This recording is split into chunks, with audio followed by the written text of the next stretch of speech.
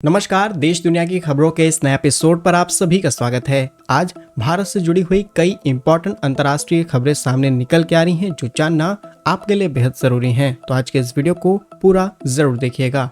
जहाँ आज के इंपॉर्टेंट हाइलाइट्स की बात की जाए तो पहली खबर भारत और अमेरिका से सामने निकल के आ रही है, जहां पर अमेरिका अब अपने एडवांस सबमरीन वॉरफेयर्स भारत को देने की तैयारी में है। अमेरिका इस प्रोजेक्ट को बहुत लंबे समय से लटका करके रखा है और अमेरिका अगर ये एडवांस हथियार किसी भी देश को देता है तो वो उसके बहुत खास होते हैं और अब भारत भी इसमें शामिल होने वाला है।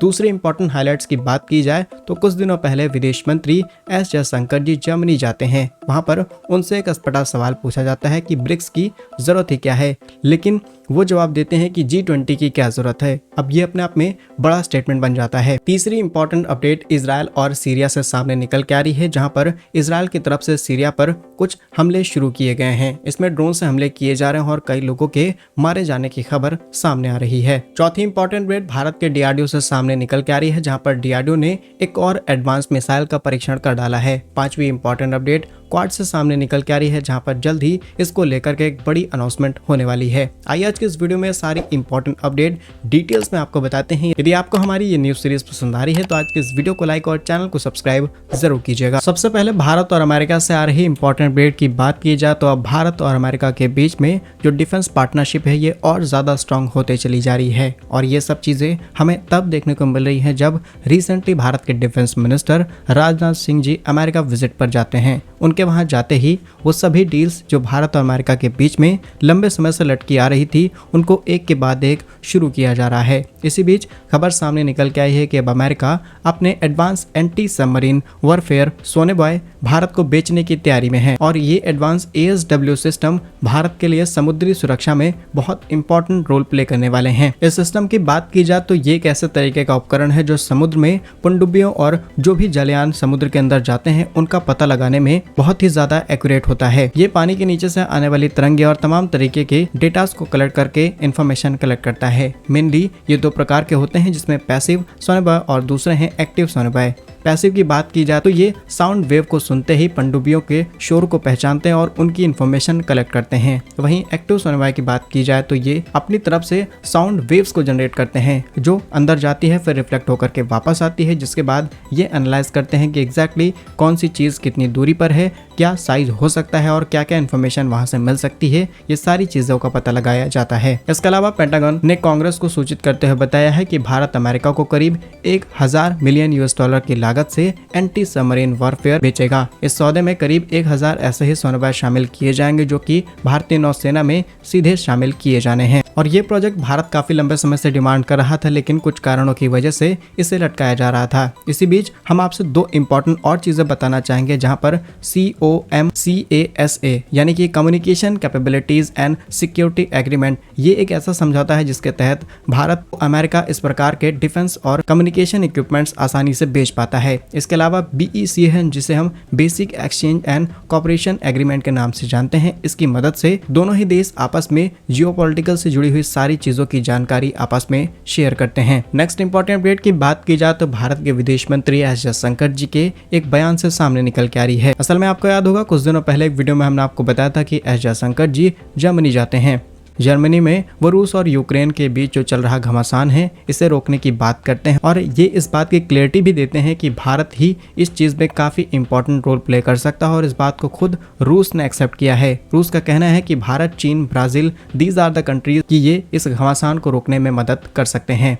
बट इसी बीच एस जयशंकर जी का कैसा स्टेटमेंट सामने निकल के आया है जिसने इंटरनेट पर काफी ज्यादा हाईलाइट बनानी शुरू कर दी हैं। असल में global think tank centre for security policy में डेविड के साथ एस जयशंकर जी बातचीत कर रहे थे। तब उन्होंने एस जयशंकर जी के सामने ये कहा कि आखिर ब्रिक्स की जरूरत क्या है। ब्रिक्स एक ऐसा संगठन है जिसमें Brazil, Russia, India, China, south Africa शामिल हैं और इसे भारत लगातार एक्सपेंड कर रहा है। इसे हमने इसीलिए बनाया है ताकि आपस में सभी देश इंफॉर्मेशन शेयर कर सकें, सिक्योरिटीज इनहेंस कर सकें और तमाम तरीके की इंपॉर्टेंट चीजों को आगे बढ़ाया जा सके। लेकिन भारत जैसे जैसे एक्सपेंड कर रहा है इसमें ईरान, इजिप्ट, UAE जैसे देश शामिल होते चले जा रहे हैं। ऐसे में इन देशों को डर है खासकर पश्चिमी देशों को डर है कि कहीं G20 हो गया एंड यूनाइटेड नेशन इनकी ताकत कम न हो जाए। और इसी बात पर एस जयशंकर जी ने अपना बयान दिया कि जब G20 के रहते रहते G7 को बनाया जा सकता है तो हम G20 के रहते रहते या फिर UNSC के रहते रहते ब्रिक्स को क्यों नहीं बना सकते। और जैसे ही एस जयशंकर जी ये स्टेटमेंट देते हैं सब लोग बिल्कुल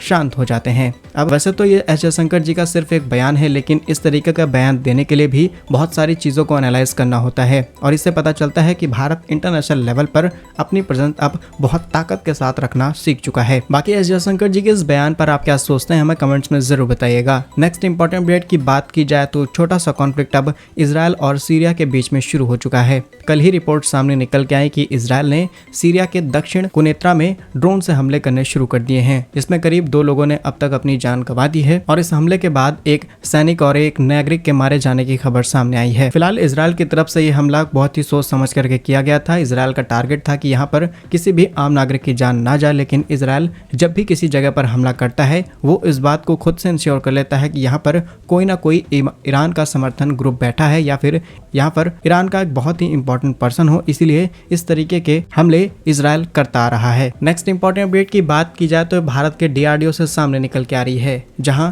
12 सितंबर 2024 को करीब 3:18 पर कम दूरी वाली सरफेस टू एयर में मार करने वाली एक मिसाइल का सफल परीक्षण DRDO की तरफ से किया गया है। इसका नाम है VLSR SAM और ये टेस्ट भी DRDO की तरफ से बंगाल की खाड़ी के तट पर किया गया। और अब आपको बताते हैं DRDO की ताकत और DRDO ने जिस मिसाइल का परीक्षण किया है कितनी ज्यादा ताकतवर है। फिलहाल DRDO के इस बड़े काम के लिए आप कमेंट बॉक्स में जय हिंद जरूर लिखिएगा। सबसे पहली चीज की एक ऐसी मिसाइल है जिसे आसानी से कोई भी रडार पकड़ नहीं सकता। पलक झपकते ही ये मिसाइल दुश्मन के ठिकाने को पूरी तरीके से तहस नहस कर देगी और जब तक पता चलेगा कि किसी तरीके का कोई हमला होने वाला है तब तक कहानी खत्म हो चुकी होगी। इस मिसाइल की मारक क्षमता करीब 30 किलोमीटर तक की है और 12 किलोमीटर तक की ऊंचाई पर यह आसानी से जा सकती है। DRDO को भारत के रक्षा मंत्रालय की तरफ से बधाई दी गई और उन सभी वैज्ञानिकों और इंजीनियरों को धन्यवाद दिया गया जो दिन रात की मेहनत के चलते इस तरीके के हथियार भारत के लिए तैयार कर रहे हैं। और DRDO को ये सिर्फ एक एक्सपेरिमेंट नहीं है, बल्कि DRDO का कहना है कि 13 सितंबर को भी यहाँ पर एक एक्सपेरिमेंट होने वाला है जिसमें कई और मिसाइलों को यहाँ पर टेस्ट किया जाएगा। यहाँ पर से करीब 6 गांवों के 3100 लोगों को सुबह 5 बजे तक खाली करा लिया गया, उनको शिविर में भेजा गया। यानी कि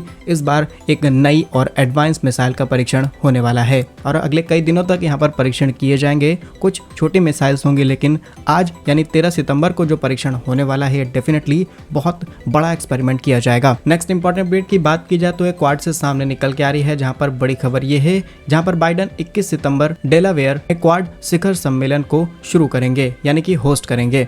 जानकारी आपको बता दें कि क्वाड में भारत, अमेरिका, ऑस्ट्रेलिया और जापान शामिल हैं और इस संगठन को इसीलिए बनाया गया था ताकि इंडो पैसिफिक के अंदर शांति और स्थिरता को बनाए रखा जा सके। और आप देखिएगा जब जब क्वाड की समिट होती है तब तब चीन जहर उगलता है और इस बार भी हमें कुछ ऐसा देखने को मिलेगा। फिलहाल जब भी चीन यहाँ पर कुछ बोलेगा हम आपको आने वाले वीडियोस में अपडेट कर देंगे। फिलहाल क्या कुछ कहना है आपका इन सभी अपडेट्स पर हमें कमेंट्स में जरूर बताइए। आपको वीडियो कैसा लगा, इसे लाइक और चैनल को सब्सक्राइब जरूर कीजिए। वंदे मातरम, भारत माता की जय।